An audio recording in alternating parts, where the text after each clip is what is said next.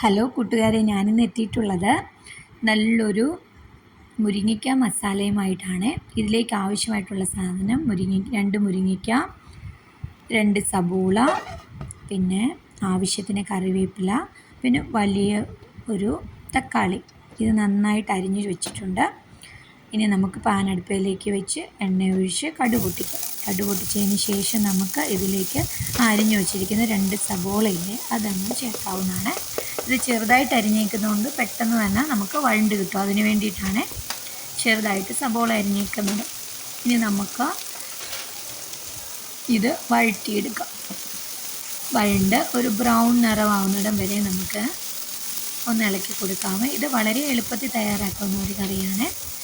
നമുക്ക് ചോറിൻ്റെ കൂടെയും ചപ്പാത്തിയുടെ കൂടെ ഒരേപോലെ കഴിക്കാവുന്ന ഒരു കറിയാണ് ഇത്. ചപ്പാത്തിയുടെ കൂടെ ആകുമ്പോൾ നമ്മൾ കുറച്ച് ഏറെ വെള്ളം ഒഴിച്ച് ഗ്രേവി കൂടുതൽ വേണം, അതേ ഉള്ളൂ വ്യത്യാസം. അപ്പോൾ ഇപ്പം നമ്മുടെ സബോള ഇവിടെ ഏതാണ്ട് വഴന്ന് കിട്ടിയിട്ടുണ്ട്. നമുക്കിതിലേക്ക് ആവശ്യമായിട്ടുള്ള മസാലകൾ ചേർക്കാം.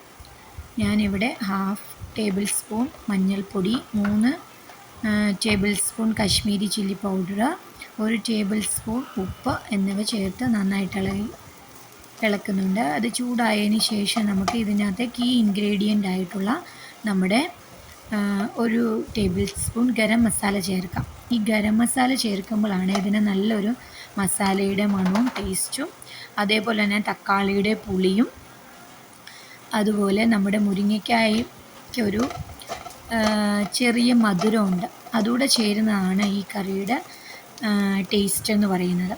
അപ്പോൾ നമ്മൾ ശ്രദ്ധിക്കേണ്ട കാര്യം എന്താണെന്ന് ചോദിച്ചാൽ തക്കാളി ഒരു വലിയ തക്കാളി തന്നെ എടുക്കാൻ ശ്രദ്ധിക്കണം. പിന്നെ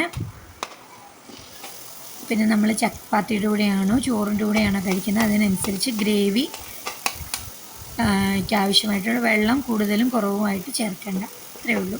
വളരെ എളുപ്പത്തിൽ തയ്യാറാക്കാവുന്ന ഒരു മുരിങ്ങയ്ക്ക മസാലയാണ് ഇത്. മുരിങ്ങയ്ക്ക കിട്ടുമ്പോൾ നമ്മൾ സാധാരണ മുരിങ്ങയ്ക്ക മാങ്ങയും ചക്കക്കുരുവുള്ള ചാറ് വയ്ക്കും, അല്ലെങ്കിൽ സാമ്പാറിൻ്റെ കൂടെ മുരിങ്ങയ്ക്ക ഇടും. ഇതിപ്പം നമുക്കാണെങ്കിൽ അതിന് പകരം വളരെ എളുപ്പത്തിൽ തയ്യാറാക്കാവുന്ന ഒരു സിമ്പിൾ കറിയാണ് ഇത്. ഞാനിപ്പോൾ തക്കാളിയും കൂടെ ചേർത്ത് നന്നായിട്ട് ഇളക്കുന്നുണ്ട്. അത് ഒന്ന് വഴണ്ട് വന്നതിന് ശേഷം നമുക്ക് മുരിങ്ങയ്ക്കായും കൂടെ ഇട്ട് കൊടുക്കാമേ. ഇപ്പോൾ ഇവിടെ തക്കാളി ഇച്ചിരിയും കൂടെ ഒന്ന് വഴണ്ട് വരാനുണ്ട്. അതിനായിട്ട് ഞാൻ ഇളക്കി കൊടുത്തിട്ട് വെയിറ്റ് ചെയ്യുവാണ്. ഇപ്പോൾ തക്കാളി വഴണ്ടിട്ടുണ്ട്. അപ്പോൾ നമുക്ക് ഇതിലേക്ക് എടുത്ത് വെച്ചിരിക്കുന്ന 2 മുരിങ്ങയ്ക്കാണെങ്കിൽ അതുകൂടെ ചേർത്ത് അതൊന്ന് ജസ്റ്റ് ഇളക്കി ചൂടാക്കിയതിന് ശേഷം ഇത് വെന്ത് കിട്ടാനുള്ള വെള്ളവും കൂടെ ചേർക്കാവുന്നതാണ്. ഞാനിവിടെ 1.5 ഗ്ലാസ് വെള്ളമാണ് ഇവിടെ ചേർത്തിട്ടുണ്ടായിരുന്നത്. നിങ്ങൾക്കത് കൂടുതലായിട്ട് ചേർക്കാം, കാരണം ഞാനിത് ചോറിൻ്റെ കൂടെ കഴിക്കുന്നതുകൊണ്ട് ഒട്ടും ഗ്രേവി ഇല്ലാതെ ഒരു പെരണ്ട പരുവത്തിലാണ് ഞാൻ എടുക്കാൻ ഉദ്ദേശിച്ചിരിക്കുന്നത്.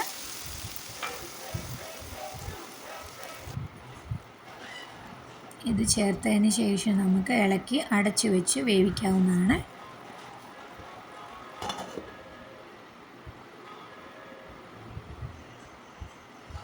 ഞാനൊരു 5 മിനിറ്റിന് ശേഷം തുറന്ന് നോക്കുമ്പോൾ ഈ നമ്മുടെ